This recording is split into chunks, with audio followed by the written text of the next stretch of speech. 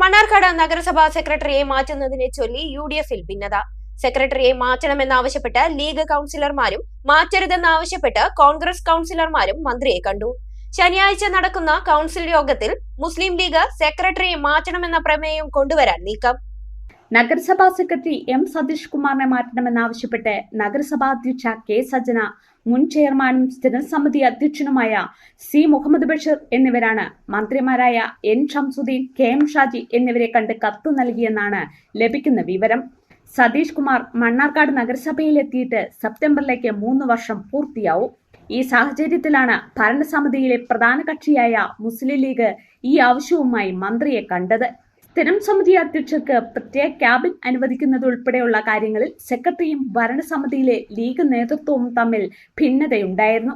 കോൺഗ്രസ് കൗൺസിലറായ കൊളമ്പൻ ജലീലാണ് സെക്രട്ടറിയെ ഉടൻ മാറ്റരുതെന്നാവശ്യപ്പെട്ട് മന്ത്രി ഷാജിയെ കണ്ടത്.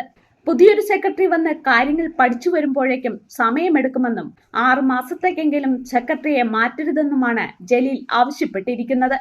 UDF ചർച്ച ചെയ്യാതെ ലീഗ് സ്വന്തം ഇഷ്ടപ്രകാരം സെക്രട്ടറിയെ മാറ്റാൻ തീരുമാനിച്ചതിൽ കോൺഗ്രസിന് എതിർപ്പുണ്ട്. ഇക്കാര്യം അവർ നേതൃത്വത്തെ അറിയിച്ചിട്ടുമുണ്ട്. സെക്രട്ടറിയെ മാറ്റുന്ന വിഷയം പ്രമേയമായി വന്നാൽ കോൺഗ്രസ് പരസ്യമായി വിയോജിക്കാനുള്ള സാധ്യത തള്ളിക്കളയാനാവില്ല. ഇക്കാര്യത്തിൽ CPM നിലപാടും നിർണായകമാകും. ഇനി നിങ്ങളുടെ എല്ലാ സാമ്പത്തിക ആവശ്യങ്ങൾക്കും ഒരു വഴിയുണ്ട്. UGS gold loan. നിങ്ങളുടെ ഏത് സാമ്പത്തിക ആവശ്യങ്ങൾക്കും ഒരു വഴിയുണ്ട്. UGS gold loan.